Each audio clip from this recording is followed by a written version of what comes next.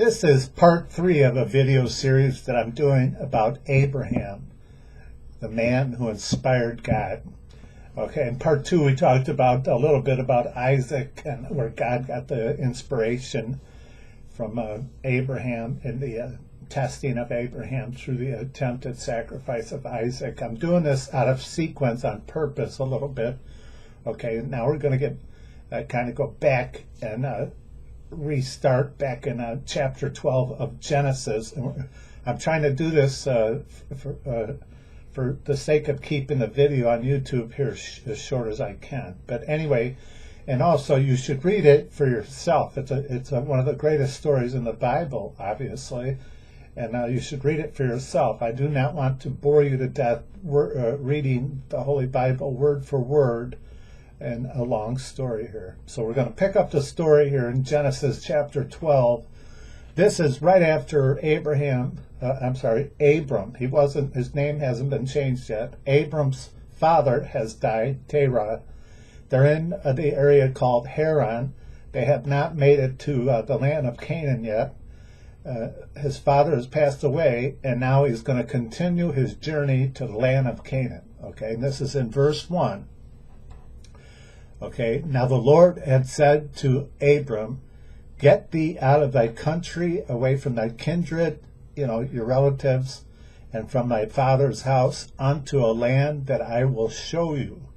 Okay, that's a very simple but yet profound statement. He didn't explain to him where it was, which way he's going, this or that. He just simply told him that, and Abraham obeyed him, and off he went. Do you understand? And he says, "I will make of thee a great nation, and I will bless thee, and make thee name great, and thou shalt be a blessing."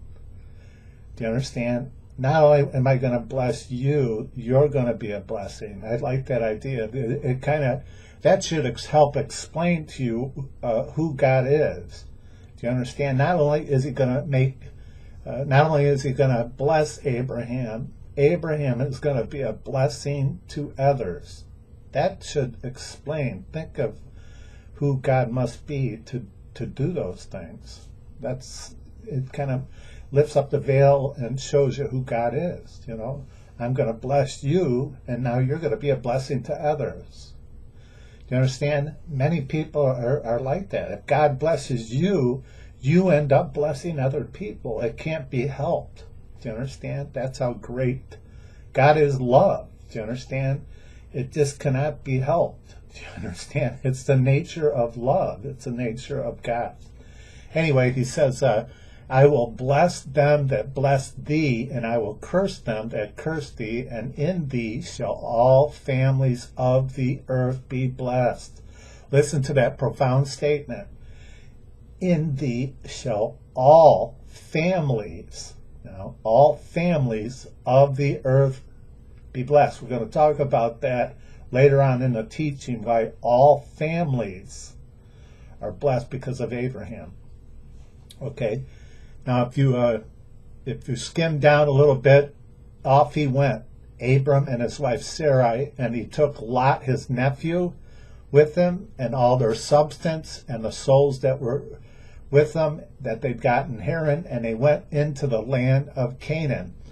Okay. In verse 7, and the Lord appeared to him when they arrived in the land of Canaan. Okay. In other words, here you are. This is where I wanted you to be. Here I am. It says, the Lord appeared to Abram, and he said, "Unto the seed will I give this land." And so Abram built an altar unto the Lord who appeared to him. Okay, remember that. He built an altar right there. Okay, and no sooner had they arrived in the land of Canaan that there was a great famine, and they had to take off for the land of Egypt to get supplies because there was a great famine.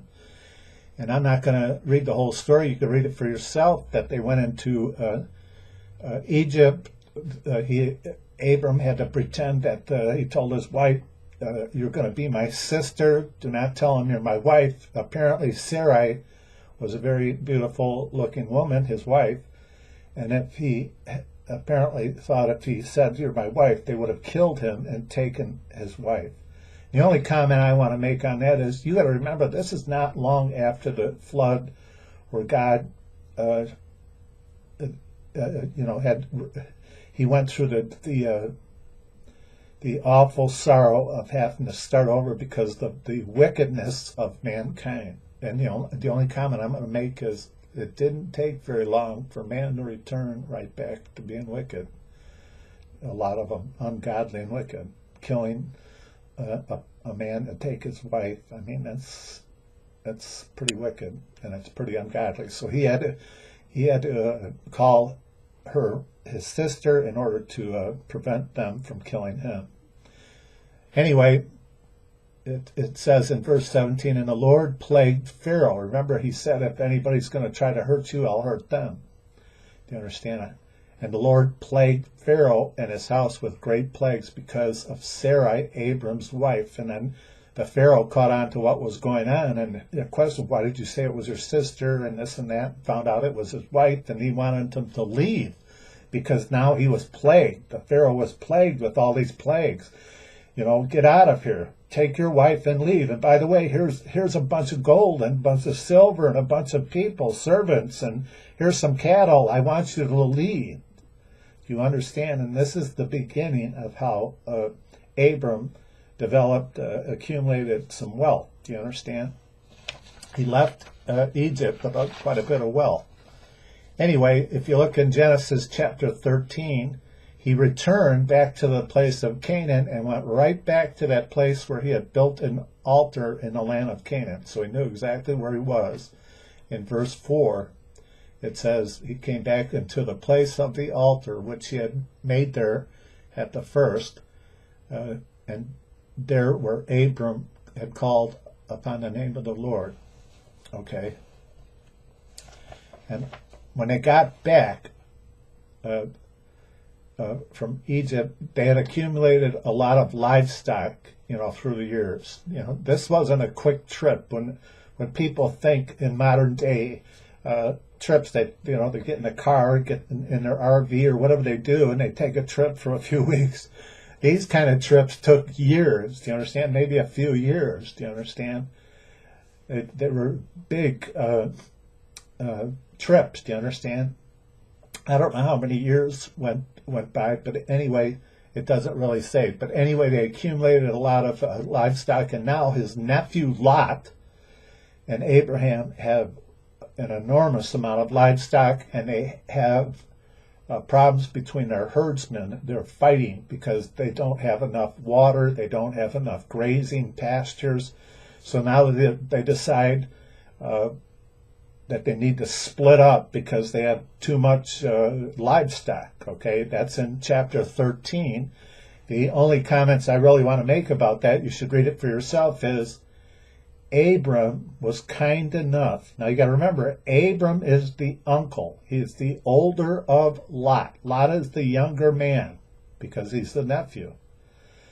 Abram was kind enough to ask Lot which way he would like to go first. What do you want? Whatever you want, I'll just go the opposite way. That was a huge act of kindness. It kind of pulls up the veil and lets you see what a kind person Abram is. Do you understand? What a very kind man he is. Do you understand? He could have easily, because he was the older one, said, well, I'm going to go here, you can go over there. He didn't do that. He asked Lot, where would you like to go? It lifts up the veil to show you, because you have to understand very simple things. Abram, who became Abraham, was a very hospitable person. Do you understand? He was very well known to be hospitable to all strangers. He was very lovable to his family. He was very warm. You're going to find out, he actually made a meal for God and 2 angels. Do you understand? What am I trying to say? I'm trying to say is that he was very hospitable, very warm, a very warm person, a very kind person. Those are what make him a great person to me. And those things can make you a great person too, see? Just those little things. You do not have to be a rich person. You do not have to be some politician or some world-renowned person. Do you understand? You just be you and just be a kind person. That's what impresses God. You have to realize that. You understand? God is not impressed by the inventions of man. He doesn't, do you understand? He doesn't think that, oh, look at what they made now. Oh, a nuclear bomb. Holy cow, look at that. Look at the inventions, or look at these great kings or politicians, or this person is now the president of the United States. Oh my goodness. I'm really impressed. You know what impresses God? Think about how wicked the world was, and how evil people were, and what they did to each other. Think about what people do to each other today, how the world is becoming more violent. People are more unrestrained. Yet they let their emotions get carried away like a wild, like a wild bunch of horses, out of control. They don't pull back on the reins. They let themselves be unrestrained.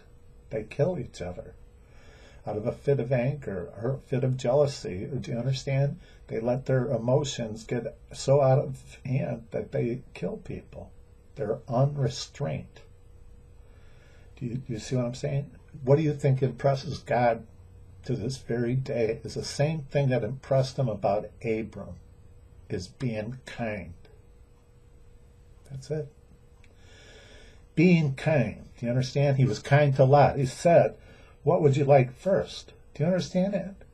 And he made pita bread. He would give strangers, travelers that came through his area, he would give them a place to stay and food.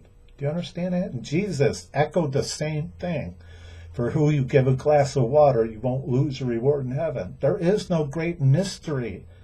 Do you understand? Even if you understood the great mysteries, the great, if you were the wisest person beyond King Solomon, if you understood the great mysteries of the universe, if you were like the mad genius, that you were wiser than Albert Einstein, but you didn't love people and you weren't kind to people, God says you're nobody. Do you realize that? Think about that. Anyway, he was kind. That's all. There's no great mystery to that. Just be kind to people. That's what impresses God. Every day, try to be kind. Be kind to somebody.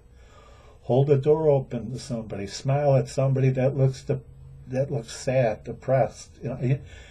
Those are the things that God looks for. You understand? It's not the big things. It's the little things.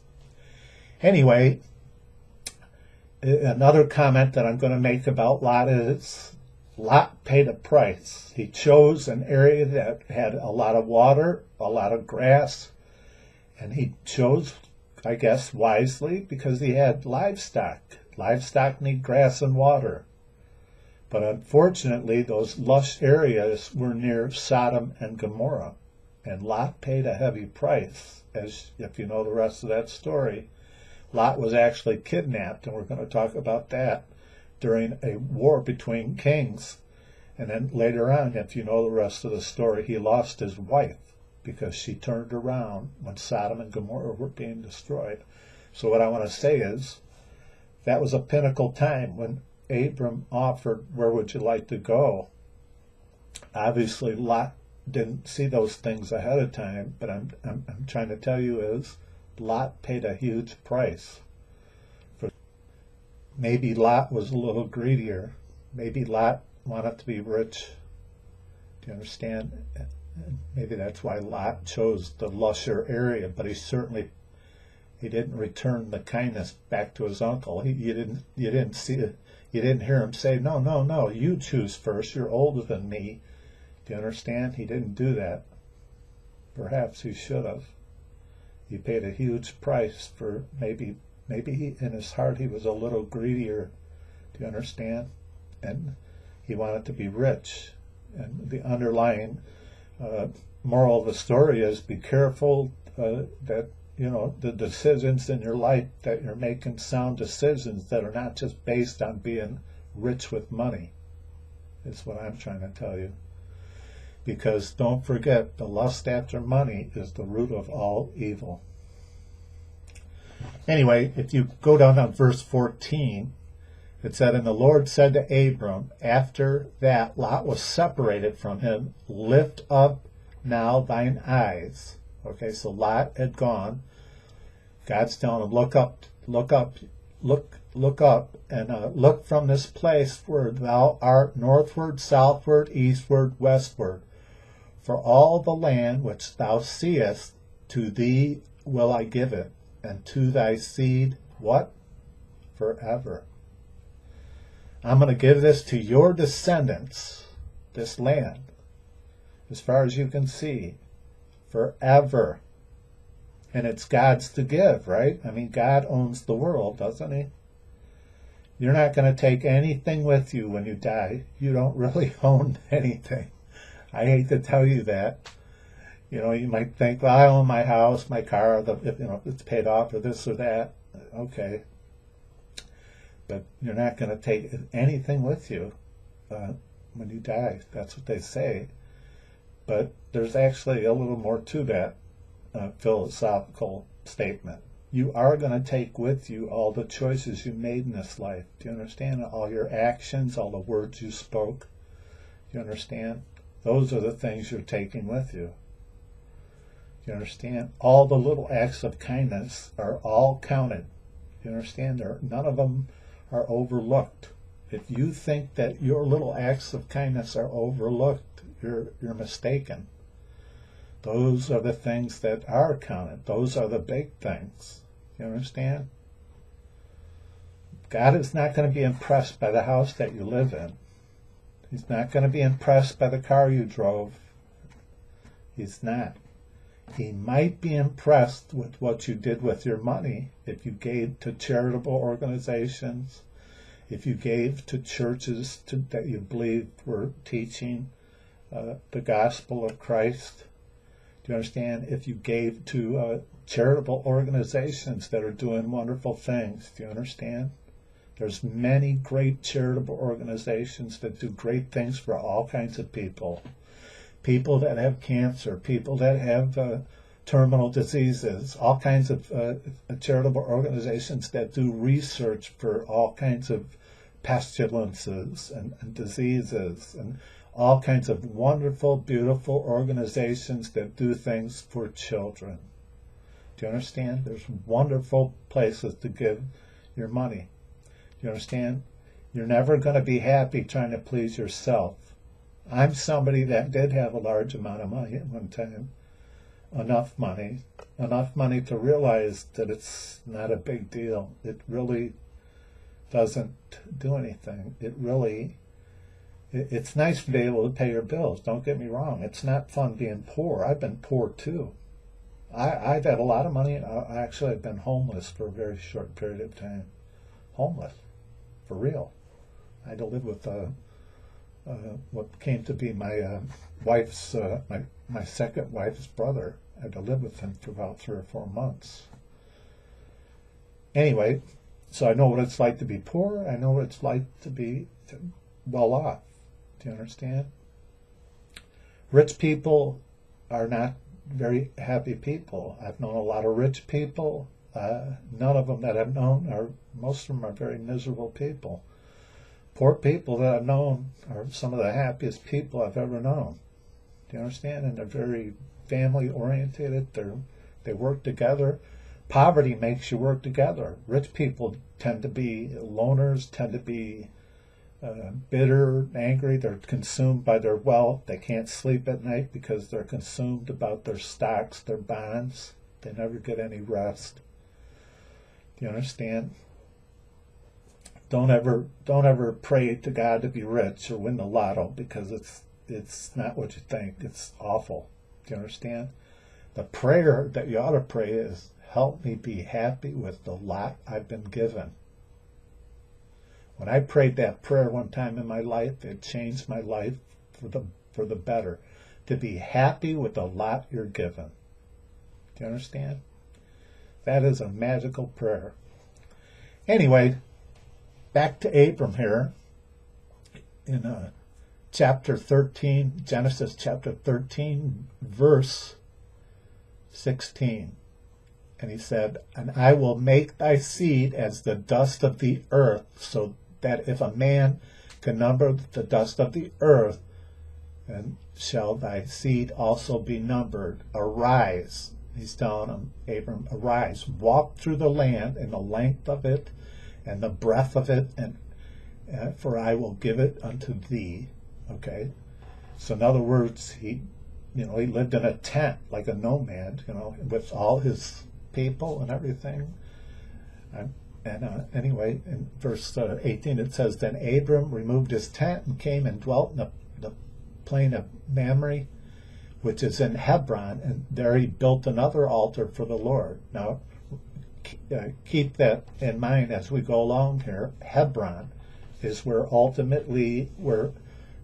Abram put down his roots in the land of Canaan, which is modern-day Israel, of course. And, of course, Canaan is just a name. It was named after a man that was, most of the areas after the Great Flood were just areas named after. There were no countries or anything. It was just like a start over. Canaan was named after a man that generally lived in that area with his family, his clan. It was just named after a man. That's what most of the places were named after, a particular man that they procreated and had a large family, and it grew and grew, and that area was just named after a specific man. So then they would call them the Canaanites, But Canaan was a man at one time. Anyway, so there he was in Hebron. Now, the only point I want to make here, too, is Abram was the first man to be called a Hebrew, and there's a lot of debate about why he was called a Hebrew. For me, I think it's very simple. He lived in Hebron. Hebron, Hebrew. Okay? He was called a Hebrew because he lived in Hebron. Okay? And they developed a language. Don't forget, God spread people throughout all the world. If you read the story when they were building the Tower of Babel, okay, and God said, look what man can do very quickly. That's after the flood, that man, when they worked together, they had one language. There wasn't anything man couldn't do. Which was a high compliment to God, because we're made in the likeness and image of God. God is very creative. Look at the universe. Look at the splendor and wonder of this world. God is extraordinarily gifted, a gifted creator. So are we.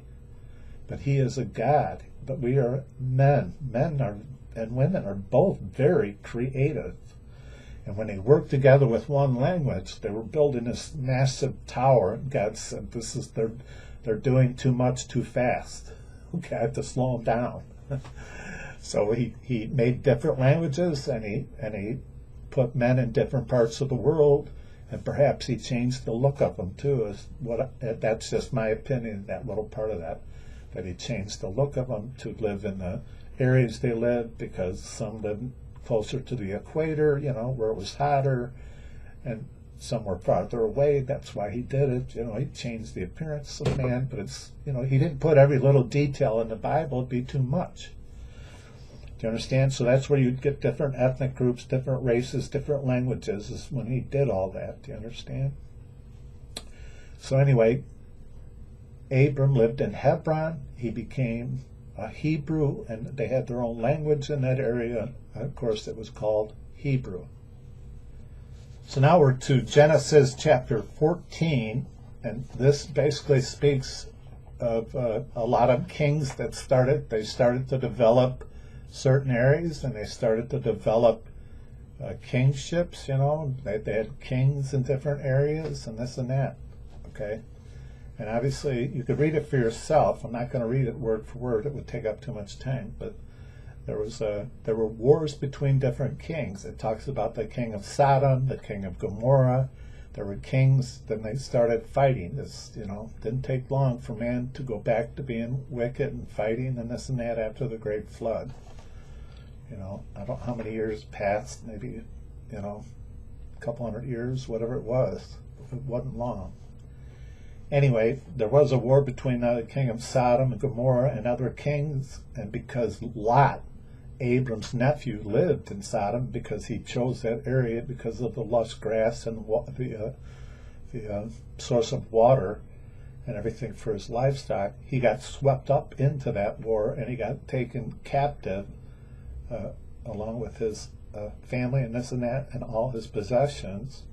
So now Abram got over 300 of his men together, and they went out after the ones that had taken him captive, and they beat him. Okay, and he was able to get back all Lot and all his possessions and the king of Sodom and Gomorrah. And the only point I want to make in Genesis 14 is to show you once again the character, the kind of man Abram was. Do you understand? Now they're returning, and the king of Sodom is basically telling Abram, he's basically telling him, well, take everything you want, but we don't want, just give me my people, take all the gold and silver and everything that they took. And Abram says, no, you take back everything. I'm restoring everything back to you. I don't want to take even a shoe latchet. Just give my men, the food that they needed during the fighting. That's it. Okay. So we pick that up here in Genesis 14, verse 21. And the king of Sodom said to Abram, give me the persons and take thy goods to thyself. And Abram said to the king of Sodom, I have lifted up my hand to the Lord. Okay, he's made a covenant to God, the Most High God, the possessors of heaven and earth, that I will not take a thread, even a shoe latchet, that I will not take a thing that is thine, yours, lest I should say, I have made Abram rich, save only which the young men have eaten, okay, the portion of men which went with me, okay. So in other words, they just took the food, which is pretty much common sense, that they needed some food as they were fighting, and he restored everything, which once again lifts up the veil to show you what a kind, gentle, generous man Abram was, which is probably very unheard of in that area in the world. Do you understand? That generally people were not like that. People were takers, They went to war, they took all the spoils of war. Do you understand that this was unheard of? In other words, Abram was truly, as they say, a stranger in a strange land. Do you understand? He was. You understand? He was living with the knowledge of God, with a relationship with God. Do you understand? With a respect for God. He was trying to live up to what he thought God would want him to do. Do you understand? Amongst people that were ungodly and wicked and did not care about God, did not care about learning about God, maybe didn't even believe in God, didn't know God, and were unconcerned. They were living by their own philosophies, by their own thinking. Do you understand? So he became a stranger in a strange world. Do you understand? Which is ironic, because this is God's world, and now somebody that's living up to God's standards is now a stranger in God's own world, which is very strange to begin with. Do you understand? It's very strange to be somebody that's trying to live up to what they think God would want them to do in a world that God created, but it's a world that basically does not even believe in God, that doesn't, that's very secular, that's, do you understand? That is running rampant, just doing whatever they feel like doing. That's an odd, a very odd situation you can find yourself in. You think, well, isn't this God's world to begin with? But you understand, everybody has a free will. Do you understand? And that should explain to you who God is too. Do you understand? God does not control people. You have a free will, which once again should help explain to you who God is. You are free. You are so free you could kill people. You are free. Do you understand? but you're going to be judged for everything you do and say. Do you understand? You're free to do it, but you will be judged. Do you understand? The fear of God is the beginning of wisdom. It's the beginning of knowledge. The fear of God is a very healthy thing to have. To fear the consequences of your what you do in this life is a very healthy thing to have. There are consequences to everything you say, consequences to everything you do. There's consequences to hurting people, consequences to lying. One of the worst things you could do in this world is lie. Do you understand? It is. Most men, do you understand? What's the worst thing they hate about their wives or their girlfriends? They hate it when they lie. They hate it. Do you understand? I'm married. Do you understand? They absolutely hate it if their wife lies to them or their girlfriend lies to them. Hate it. You understand? They can, take a few punches maybe. If you lied to them, it's over with. They do not like to be lied. What do you think God is like? Do not lie to God. Don't. The worst thing you could do is lie to God or try to lie to God. You can't lie to God. I'm a man. It's like my wife, anybody try to lie to me, and I already know that they're lying. Do you understand? You already know it's a lie, but they try to lie anyway. That makes you angry. You understand? Same with God. Be honest with God. You understand? Be forthright with God. You understand? Fess up. Confess. You understand? Have a good relationship with God. You can't have a good relationship with anybody if you're lying to him. You understand? You have to be honest. You have to be alone. You understand? Be alone with God, where you're not distracted by what's going on around you. Be alone. A little alone time with God does a lot for you. Do you understand? Just a few minutes here and there. Do you understand? Be alone with God. You can't build a good relationship with God, with Jesus Christ, you understand, by lying or not spending alone time with the Lord Jesus Christ and God our Father. You just can't. Anyway, back to Abram here. After he had returned everything and he got his nephew back and restored everything, we're going to get into the more of the mainstream part of the story of Abram is going to be in the next part here, where we pick up the story in Genesis chapter 15.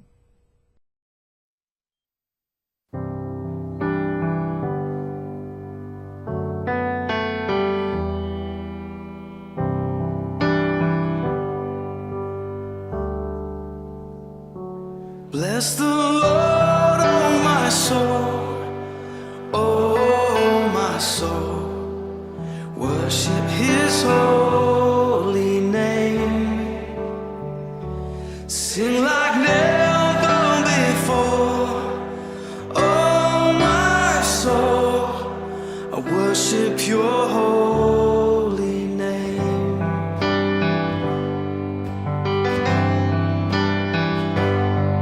The sun comes up, it's a new day dawning. It's time to sing your song again. Whatever may pass and whatever lies before me, let me be singing when the evening comes. Bless the Lord, oh my soul, oh my soul, worship his holy name, sing like never before, oh my soul, I worship your holy name.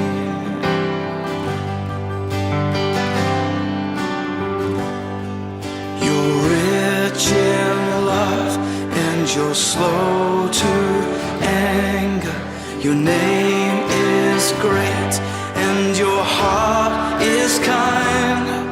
For all your goodness I will keep on singing. 10,000 reasons for my heart to find. So bless the Lord, oh my soul, oh my soul. Worship His holy name. Sing like never before. Oh my soul, I worship Your holy name. Bless You, Lord.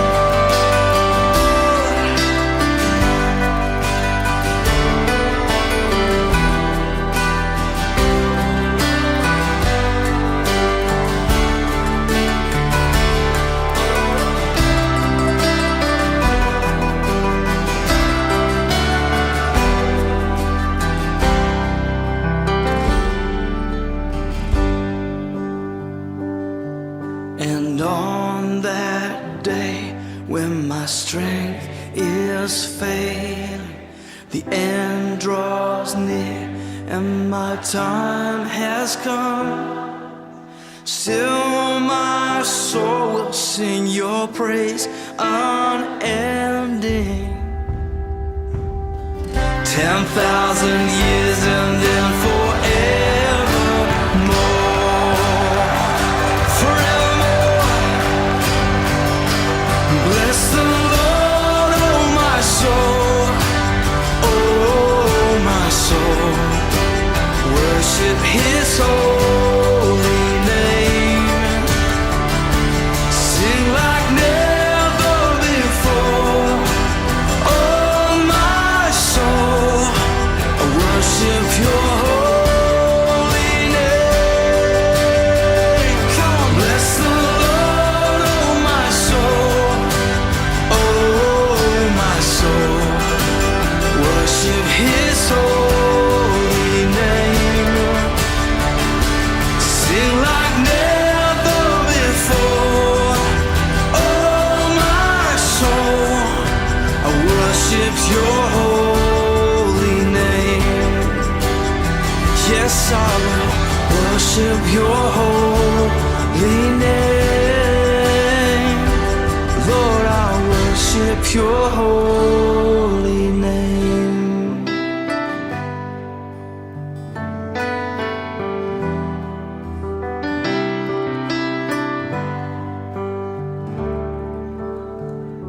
Sing like never before.